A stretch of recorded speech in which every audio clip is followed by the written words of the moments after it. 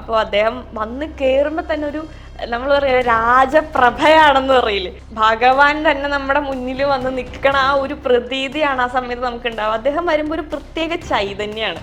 ഭാരതീയ ജനതാ പാർട്ടിയുടെ ഇന്നത്തെ ഏതൊരു പ്രവർത്തകന്റെ ഏറ്റവും വലിയ ആഗ്രഹമാണ് മോദിജി ഒന്ന് അകലെ നിന്നെങ്കിലും ഒരു നോക്ക് കാണുക എന്ന് പറയുന്നത്.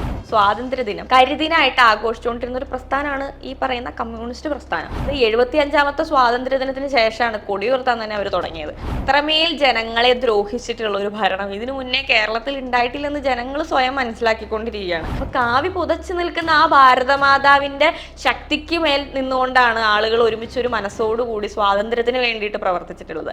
ഭാരതമാതാവ് എന്ന് പറയുന്നത് ഇന്ത്യയിലെ മുഴുവൻ ജനങ്ങൾക്കും വേണ്ടിയിട്ടുള്ളതാണ്. ഈ സിന്ധു മുതൽ ഗംഗ വരെ ഭാരതത്തെ യജ്ഞഭൂമിയായും കർമ്മഭൂമിയായും ആരെല്ലാം കാണുന്നുവോ അവരാണ് യഥാർത്ഥ ഭാരതീയർ എന്നാ പറയുന്നത്. ഈ രാജ്യത്തെ ജനങ്ങളെ രാഷ്ട്രീയ ബോധമല്ല രാഷ്ട്രബോധമുള്ളവരാക്കി തീർക്കുക എന്നുള്ളതാണ് RSSന്റെ ഏറ്റവും വലിയ മോട്ടീവ് എന്ന് പറയുന്നത്. ഇപ്പോഴത്തെ മാർക്സിസ്റ്റ് പാർട്ടിയുടെ ഭരണം എന്ന് പറയുന്നത് വളരെ ശോചനീയമാണെന്നാണ് ആരെടുത്താലും അതിൽ ഭൂരിഭാഗം പേരും പറയുന്നത്. ഇനിയൊരു അവസരം കൂടെ അവർക്ക് കിട്ടുമോ എന്നുള്ള കാര്യത്തിൽ സംശയമാണെന്നാണ് ഒരു ഭൂരിഭാഗം ആൾക്കാരും പറയുന്നത്.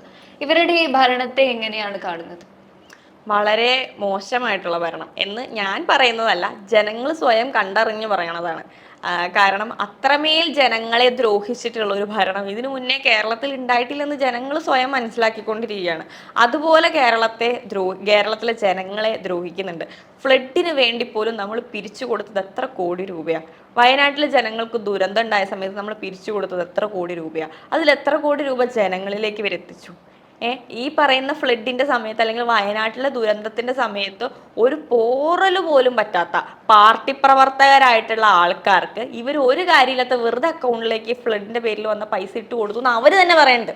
ഞാൻ കഴിഞ്ഞ ദിവസം ഒരു വീഡിയോ കണ്ടതാണ്. അദ്ദേഹത്തോട് ചോദിക്കുമ്പോൾ അദ്ദേഹം വയനാടുകാരനാണ്, ഫ്ലഡ് വന്ന സ്ഥലത്താണ് അദ്ദേഹത്തിന്റെ വീട്. പക്ഷെ അദ്ദേഹത്തിന്റെ വീടിനും അദ്ദേഹത്തിന്റെ വീട്ടുകാർക്കും ആർക്കും യാതൊരു പ്രശ്നവും പറ്റിയിട്ടില്ല. പക്ഷെ ഫ്ലഡ് കഴിഞ്ഞിട്ട് ഈ പറയുന്ന പൈസ അക്കൗണ്ടിലേക്ക് വന്നപ്പോൾ അയാളുടെ അക്കൗണ്ടിലേക്കും പൈസ വന്നിട്ടുണ്ട്. അയാൾ പാർട്ടിയുടെ പ്രവർത്തകനാണ്. അപ്പം അർഹതപ്പെട്ടവർക്ക് നമ്മൾ പിരിച്ചു കൊടുത്ത കാശ് പോലും അർഹതപ്പെട്ടവരിലേക്ക് എത്തിക്കാതെ ഇവരിതൊക്കെ എന്താ ചെയ്യുന്നതെന്നുള്ളതാണ്. അല്ലെങ്കിൽ മുഖ്യമന്ത്രിക്ക് ഫാമിലി ആയിട്ട് ടൂറ് പോകാൻ വേണ്ടി കേരളത്തിലെ ജനങ്ങളുടെ പൈസ എടുത്താൽ ഉപയോഗിക്കുന്നത്.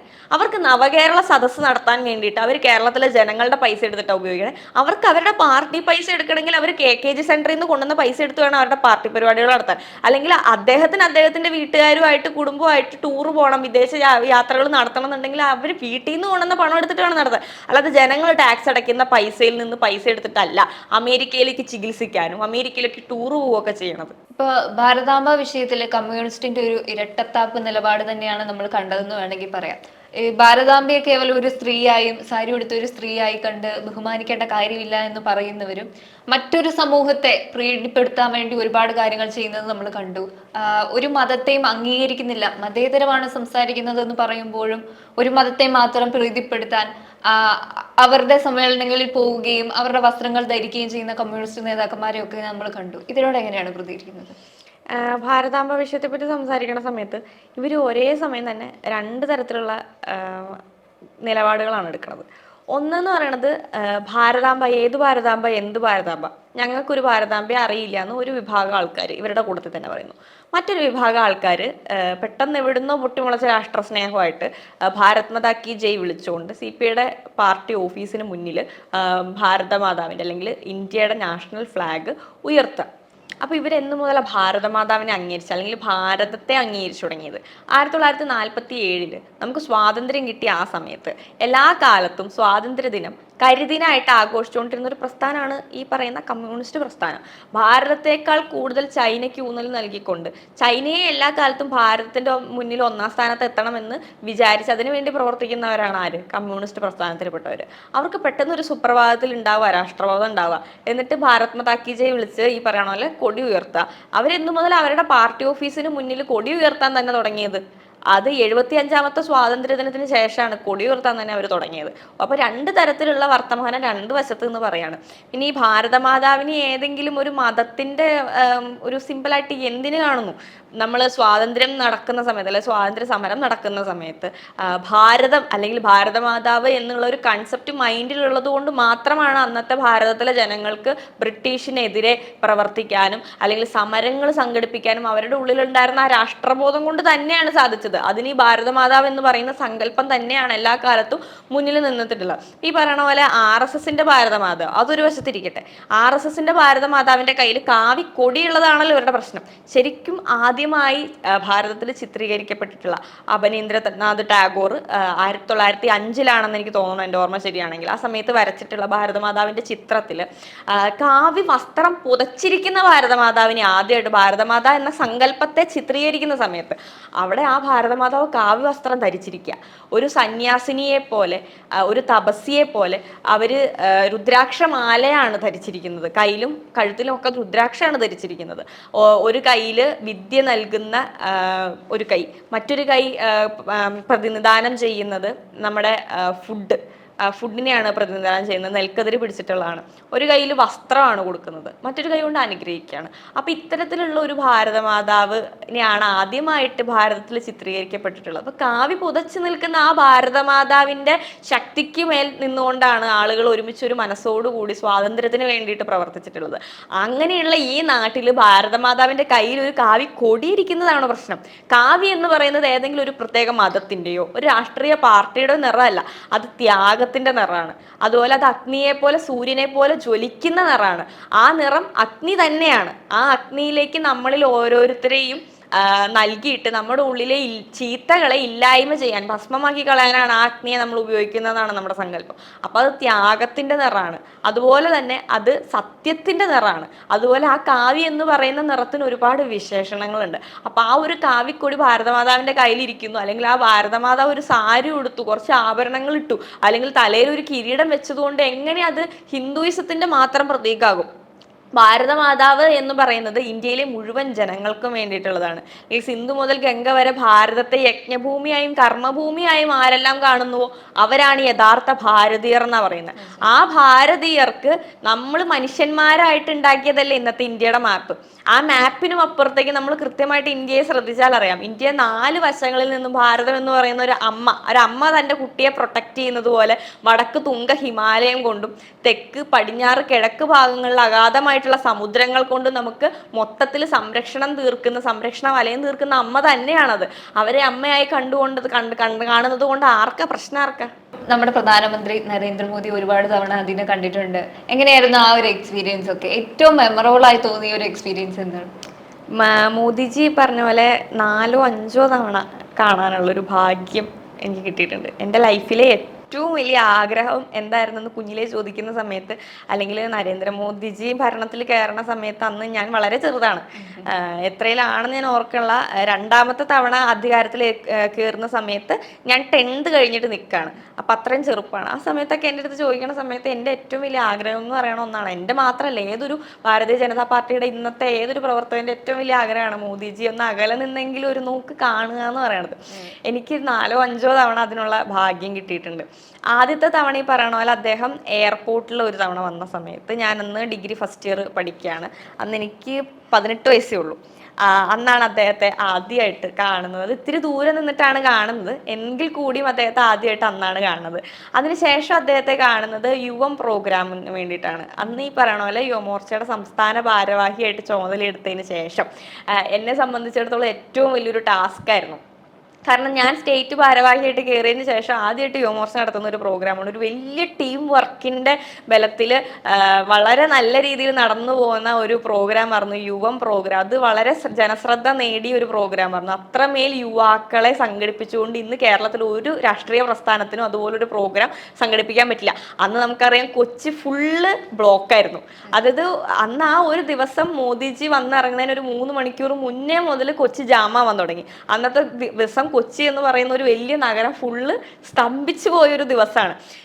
പാലക്കാട് നിന്ന് വന്ന ആളുകൾ, ഇടുക്കിയിൽ നിന്ന് വന്ന ആളുകൾ ഒക്കെയും ആ ഒരു പരിപാടി നടക്കുന്ന ആ കോളേജ് ഗ്രൗണ്ടിന്റെ പരിസരത്ത് പോലും എത്തിയില്ല. അത്ര ദൂരെ അവർക്ക് ബ്ലോക്കിൽ കിടക്കേണ്ടി വന്നു. അത്രയും ജനസാഗരം ഒഴുകി വന്ന ഒരു പ്രോഗ്രാം ആയിരുന്നു യുവം പ്രോഗ്രാം എന്ന് പറയുന്നത്. ആ സമയത്ത് ഞാൻ ഈ പറയണ പോലെ ഭാരവാഹിത്വത്തിലേക്ക് വന്നതിന് ശേഷം എനിക്ക് എറണാകുളം ജില്ലയാണ് പ്രഭാരിയായിട്ട് തന്നത്. അപ്പൊ നമ്മുടെ ജില്ലയിൽ വെച്ചിട്ടാണ്, ഞാൻ പ്രഭാരിയായിട്ടിരിക്കുന്ന ജില്ലയിൽ വെച്ചിട്ടാണ് ഈ പ്രോഗ്രാം നടക്കുന്നത്. അപ്പൊ അതിൻ്റെതായ പ്രഷറും കാര്യങ്ങളൊക്കെ ആ സമയത്ത് ഉണ്ടായിരുന്നു. എൻ്റെ സെം എക്സാം നടക്കുന്ന സമയമായിരുന്നു. അപ്പൊ ഈ പരിപാടിയായിട്ട് ബന്ധപ്പെട്ട് ഒരുപാട് യാത്ര ചെയ്യേണ്ടി വന്നിട്ടുണ്ട്.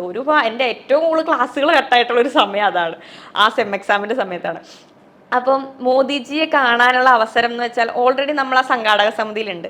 അപ്പം ഇതുപോലെ പ്രഫുല്ലേട്ടൻ്റെ അടുത്ത് ഞാൻ ചോദിച്ചു, ചേട്ടാ ഇങ്ങനെ ഒരു ചാൻസ് കിട്ടാൻ സാധ്യത ഉണ്ടോ ചോദിച്ചു. അപ്പോൾ പ്രഫുല്ലേട്ടൻ പറഞ്ഞു, അതിനിപ്പോൾ എന്താ, നമ്മൾ എന്തായാലും എല്ലാവരും ലൈനപ്പിൽ ഉണ്ടാവും, അപ്പം അങ്ങനെ കാണാം എന്ന് പറഞ്ഞു. അപ്പം ഞാനപ്പോൾ കുറേ ദിവസങ്ങളായിട്ട് അതിന് വേണ്ടിയിട്ടുള്ള പ്രതീക്ഷയിലാണ് മോദിജിനെ തൊട്ടടുത്തത് കാണാന്നുള്ളത്. കാരണം നമ്മളെ സംബന്ധിച്ചിടത്തോളം അത് ആ ചെറിയ ഏജിൽ നടക്കുക എന്ന് പറയണത് ഭയങ്കര വലിയ കാര്യമല്ലേ. ആ സമയത്ത് എനിക്ക് എക്സാം നടക്കുക അന്നത്തെ ദിവസം, അതെനിക്ക് കൃത്യമായിട്ട് ഓർമ്മയുണ്ട്. ഏപ്രിൽ 24 പ്രോഗ്രാം നടക്കണം. നമ്മളത് ആദ്യം ഏപ്രിൽ 25 വെച്ചിട്ട് അത് മാറ്റി 24 പ്രോഗ്രാം. അപ്പോൾ അന്നത്തെ ദിവസം എനിക്ക് എക്സാം ഉണ്ട്. രാവിലെ എക്സാം കഴിഞ്ഞിട്ട് വേണം അവിടേക്ക് ചെല്ലാൻ. അപ്പോൾ അവിടെ ഒരു കൃത്യസമയത്തിനുള്ളിൽ ചെന്നില്ല എന്നുണ്ടെങ്കിൽ നമുക്ക് അകത്തോട്ട് പോലും കയറാൻ പറ്റില്ല. ഒരുപാട് സ്ട്രഗിൾസ് ഉണ്ട് ആ ഒരു കാര്യത്തിൽ. ഇപ്പം അതിൻ്റെ ഇടയിൽ എൻ്റെ പേര് ലൈനപ്പിന് വേണ്ടി നമ്മൾ കൊടുക്കുന്ന സമയത്ത് കമ്മീഷണർ ഓഫീസിൽ കൊടുത്തിട്ട് സാങ്ഷനായിട്ട് വരികയൊക്കെ ചെയ്യണം. അപ്പം ഇത് കൊടുത്തത് ആരാണ് എന്താണെന്നൊന്നും അറിയില്ല. എൻ്റെ പേരിൽ ചെറിയൊരു വ്യത്യാസം എഴുതിയിൽ വന്ന്, അപ്പം അങ്ങനെ കാണാൻ പറ്റില്ല എന്നൊക്കെ വിചാരിച്ചിരുന്നു. പക്ഷെ ആ തടസ്സങ്ങളൊക്കെ നീങ്ങി കാണാൻ പറ്റി. അതുപോലെ തന്നെ ഈ പരിപാടി നടക്കണതിന് ഒരു ദിവസം മുന്നേ ആണ് RT-PCR ടെസ്റ്റ് ചെയ്യണം. അപ്പം ഞാൻ ഇതുവരെ ടെസ്റ്റ് ചെയ്യണ കാര്യം എൻ്റെ അടുത്ത് പറഞ്ഞിട്ട് പോലുമില്ല ഓഫീസിൽ നിന്ന്. അപ്പം ടെസ്റ്റില്ലാതെ കാണാൻ പറ്റില്ല. അപ്പം കാണാനേ പറ്റില്ല എന്ന് വിചാരിച്ച് അന്നത്തെ ദിവസം രാവിലെ ഞാനിരുന്ന് ഭയങ്കര കരച്ചിലായിരുന്നു. പിന്നെ ഞാൻ ഈ എക്സാമിൻ്റെ ഇടയിൽ പോയിട്ട് രാവിലെ പോയി സമയം കണ്ടെത്തി പോയി ടെസ്റ്റ് എല്ലാം ചെയ്ത് വന്നിട്ടാണ് എക്സാം എഴുതണത്. എക്സാം എഴുതി കഴിഞ്ഞ് ഒരു ഉച്ചയോടുകൂടി പിന്നെ അങ്ങോട്ട് ബ്ലോക്കായിരുന്നു. കാലടിയിലാണ് കോളേജ്. കാലടിയിൽ നിന്ന് ഈ പറയുന്ന സെന്റ് ആൽബർട്ട്സ് കോളേജിലേക്ക് എറണാകുളത്തേക്ക് നമ്മൾ എത്തണം. ബ്ലോക്ക് അറിയാലോ, അന്നത്തെ ദിവസം അല്ലേലേ ബ്ലോക്കാണ്. എറണാകുളത്തെ ബ്ലോക്ക് എന്ന് പറഞ്ഞാൽ പ്രശസ്തമായ ബ്ലോക്കാണ്. ഈ പ്രോഗ്രാമും കൂടെ ഇപ്പൊ ഭയങ്കര ബ്ലോക്കായിരുന്നു. അങ്ങനെ ബ്ലോക്കൊക്കെ താണ്ടി അവിടെ ചെന്നപ്പോൾ തന്നെ ഒരു വഴിയായി.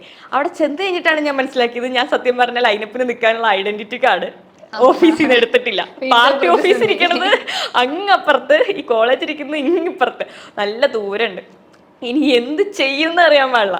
കാരണം ഈ സാധനം ഇല്ലാണ്ട് അകത്തേക്ക് പോലും കയറാൻ പറ്റില്ല. ഇത് ഉണ്ടെങ്കിൽ അകത്തോട്ടെങ്കിലും കയറാൻ പറ്റുള്ളൂ. ഈ അകത്തോട്ട് കയറേണ്ട സമയം കഴിഞ്ഞു പോയതുകൊണ്ട് ഈ ID കാർഡ് ഇല്ലാതെ പോലീസുകാർ കേട്ടില്ല. പിന്നെ അകത്തുനിന്ന് ചേട്ടന്മാരൊക്കെ വന്ന് ബഹളമൊക്കെ വെച്ചിട്ടാണ് നമ്മളെ അകത്തോട്ട്. ഞാനുണ്ടായിരുന്നു, നീ പറഞ്ഞ പോലെ അഞ്ജു ജോസ്റ്റ് പറഞ്ഞിട്ട് ചേച്ചി ഉണ്ടായിരുന്നു. ഞങ്ങൾ രണ്ടുപേരും കൂടെ ചെല്ലാൻ ഇത്തിരി ലേറ്റായി. അങ്ങനെ കയറുന്നു. പിന്നെ ID കാർഡ് ഇല്ലാത്തതാണ് ഏറ്റവും വലിയ പ്രശ്നം. പിന്നെ ഓഫീസിൽ വിളിച്ച് പറഞ്ഞ് ആ കൃത്യസമയത്ത് എന്തോ ദൈവാധീനം കൊണ്ട് കറക്റ്റ് സമയത്ത് ID കാർഡ് കിട്ടി. അകത്ത് കയറി അദ്ദേഹത്തെ കാണാൻ വേണ്ടിയിട്ട് ഇങ്ങനെ നിൽക്കുക. നമ്മുടെ കയ്യിൽ ഫോണൊന്നും നമുക്ക് ചെയ്യാൻ പറ്റില്ല, ഫോണൊന്നും കയ്യിൽ വെക്കാൻ പറ്റില്ല. ഭയങ്കര സുരക്ഷയാണ് അദ്ദേഹത്തിന്. അപ്പം നമ്മുടെ ലൈഫിൽ ഏറ്റവും വലിയൊരു ആഗ്രഹം സാധിക്കാൻ പോവുക. ആ ഒരു മൊമെന്റിലേക്ക് നമ്മൾ കിടക്കുക. ഓൾറെഡി നമ്മൾ ഭയങ്കര ടെൻസ്ഡാണ്.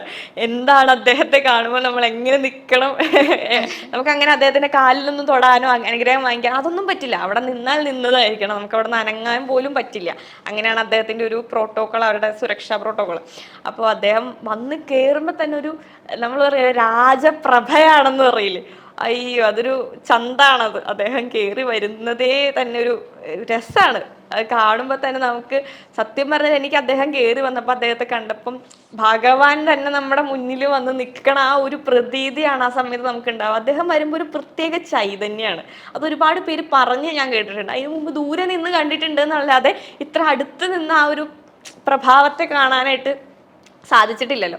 അപ്പൊ ആ സമയത്ത് അദ്ദേഹം വന്നപ്പോൾ മൈൻഡിൽ ഫുൾ എന്ത് ചെയ്യണം, അതായത് ഞാൻ ഇപ്പോൾ അത് സ്വപ്നമാണെന്നുള്ള രീതിയിലാണ് നമ്മളവിടെ നിൽക്കണത്. നമുക്ക് സത്യം പറഞ്ഞാൽ വിശ്വസിക്കാനേ പറ്റണില്ല. കാരണം ഓൾറെഡി നമ്മൾ ഒരുപാട് സ്ട്രഗിൾസ് കഴിഞ്ഞിട്ടാണ് ആ ഒരു മൊമെന്റിലേക്ക് വന്നെത്തി. ഒരുപാട് തടസ്സങ്ങളുണ്ടായിരുന്നു. ഒരുപാട് തടസ്സങ്ങൾ നീങ്ങിയിട്ടാണ് നമ്മൾ ആ ഒരു മൊമെന്റിൽ വന്ന് എത്തണത്. അപ്പം അദ്ദേഹത്തെ കണ്ട് നല്ലൊരു ചിത്രം അദ്ദേഹത്തിൻ്റെ കൂടെ കിട്ടി. അതാണ് ലൈഫിൽ ഏറ്റവും വലിയ അച്ചീവ്മെന്റ്. ലൈഫിലുള്ള ഏറ്റവും വലിയ അച്ചീവ്മെന്റ്സിൽ ഒന്നാണത്. അതിനുശേഷം അദ്ദേഹത്തെ കാണാൻ പറ്റിയിട്ടുണ്ട്.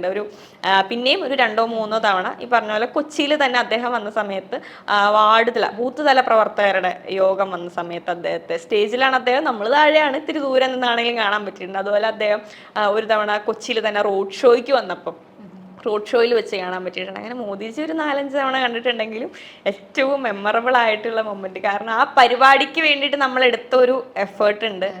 അതിന് വേണ്ടിയിട്ട് നമ്മൾ എടുത്തൊരു കൊടുത്തൊരു ആത്മാർത്ഥത ഉണ്ട്.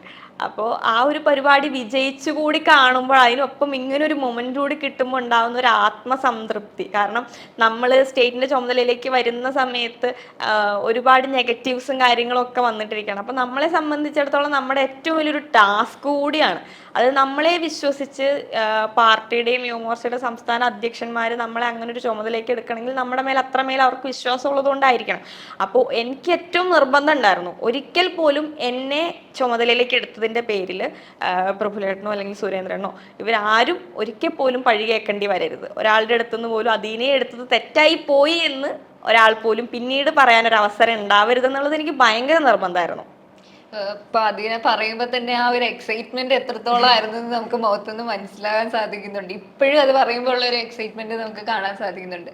ഇപ്പൊ അതിനെന്ന് പറയുമ്പോൾ ഒരുപാട് തീപ്പൊരി പ്രസംഗങ്ങൾ നടത്താറുണ്ട്, വിവാദപരമായും അല്ലാതെയൊക്കെ ഒരുപാട് പ്രസംഗങ്ങൾ നടത്താറുണ്ട്. അത് മാത്രമല്ല ഇപ്പൊ സമരമൊക്കെ നടത്തുമ്പോൾ നമ്മൾ കണ്ടിട്ടുള്ള അദീന എന്ന് പറയുന്ന ഈ ബാരിക്കേഡുകൾക്ക് മുകളിലൂടെ ചാടുന്ന ഒരു അദീനയൊക്കെ കണ്ടിട്ടുണ്ട്. ഇപ്പം അങ്ങനെയൊക്കെ വരുമ്പോ ഈ സമരമൊക്കെ നടത്തുമ്പോ പോലീസുകാരുടെ അടുത്ത് നിന്ന് ഇങ്ങനെ അടികളൊക്കെ കിട്ടാറുണ്ടോ, എന്താണ്? എനിക്ക് സത്യസന്ധമായി നമ്മളത് ഓവറാക്കി പറയേണ്ട ആവശ്യമില്ലല്ലോ. എനിക്ക് ഇന്ന് വരെ പോലീസിന്റെ അടി ആയിട്ട് അങ്ങനെ കിട്ടിയിട്ടില്ല. പക്ഷെ നമ്മൾ ഈ പറയണ പോലെ ബാരിക്കേഡ് കടക്കാൻ ശ്രമിക്കുന്ന സമയത്ത് അവർ ലാത്തി കൊണ്ടാണെങ്കിലും ഷീൽഡ് കൊണ്ടാണെങ്കിലും നമ്മൾ പ്രതിരോധിക്കുന്ന സമയത്ത് നമ്മുടെ മേത്ത് മുറിവുകൾ കാര്യങ്ങളൊക്കെ വരും. പിന്നെ എനിക്ക് ഏറ്റവും കൂടുതൽ ഈ പറയണ പോലെ അപകടമായിട്ടുള്ളത് പോലീസുകാർ അടിച്ചിട്ടല്ല, ജലപീരങ്കി യൂസ് ചെയ്യണ സമയത്താണ്. ആ രസം എന്താണെന്ന് വെച്ചാൽ ഈ പറയണ പോലെ കമ്മ്യൂണിസ്റ്റുകാരോ അല്ലെങ്കിൽ SFIക്കാരൊക്കെയാണ് സമരം നടത്തുന്നുണ്ടെങ്കിൽ ആ ജലപീരങ്കിയുടെ ഫോഴ്സ് അങ്ങ് കുറയും. പക്ഷെ നമ്മളാണ് സമരം നടത്തുന്നതെന്നുണ്ടെങ്കിൽ നമ്മൾ തെറിച്ചു പോകും. അതുപോലെ ഫോഴ്സിലായിരിക്കും അവർ ജലപീരങ്കി ഉപയോഗിക്കുക. അപ്പോൾ ആദ്യമായിട്ട് ഞാൻ സമരത്തിന് പോവുക എറണാകുളത്ത്, ഒരു ജലപീരങ്കി ഉള്ള സമരത്തിന് പോവുക. നമ്മൾ ഇടുക്കിയിലാണെങ്കിലും സമരങ്ങൾ വെക്കുന്ന സമയത്ത് ജലപീരങ്കികൾ ഉണ്ടാവില്ല, എറണാകുളത്ത് അതുണ്ട്.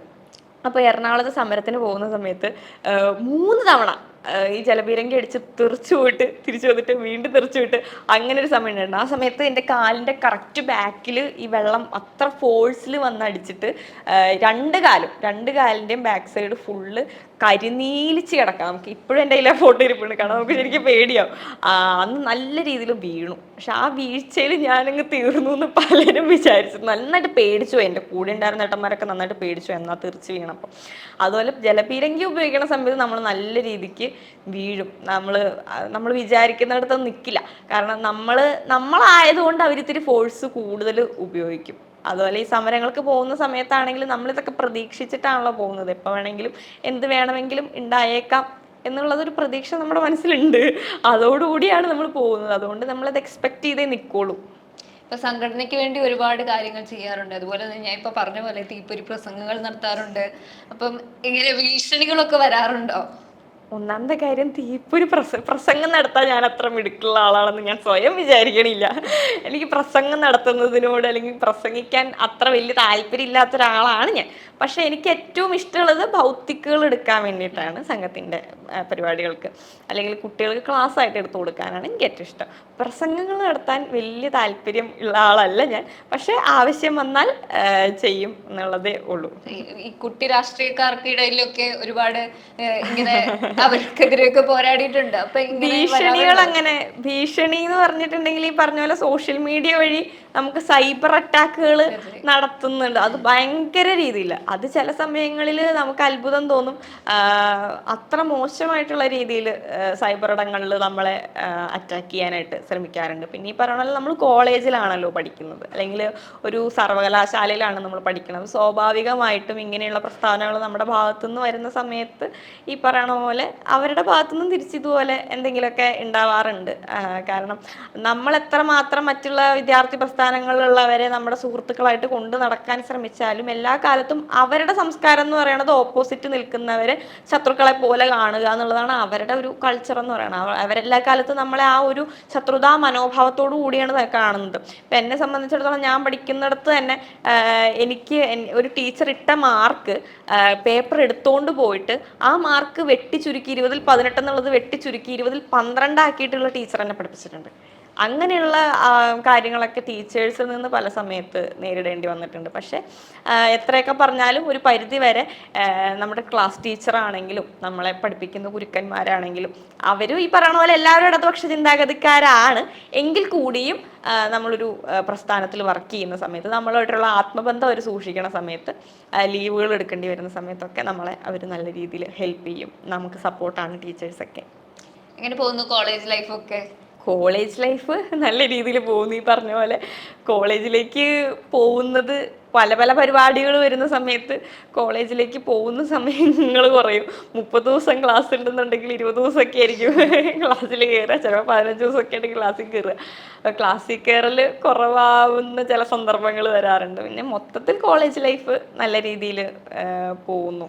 പിന്നെ ഈ കോളേജ് ലൈഫ് അടിച്ചുപൊളി അതിനോടൊന്നും വലിയ താല്പര്യമുള്ള ഒരു കൂട്ടത്തിലല്ല ഞാൻ. പൊതുവെ അതങ്ങനെയല്ല. ഇപ്പൊ നമ്മുടെ കോളേജിലാണെങ്കിലും രാത്രി DJ പാർട്ടി അങ്ങനെയൊക്കെ ഉണ്ടാവാറുണ്ട് യൂണിയന്റെ പ്രോഗ്രാംസ് വരുന്ന സമയത്ത്, സർവകലാശാലയാണല്ലോ.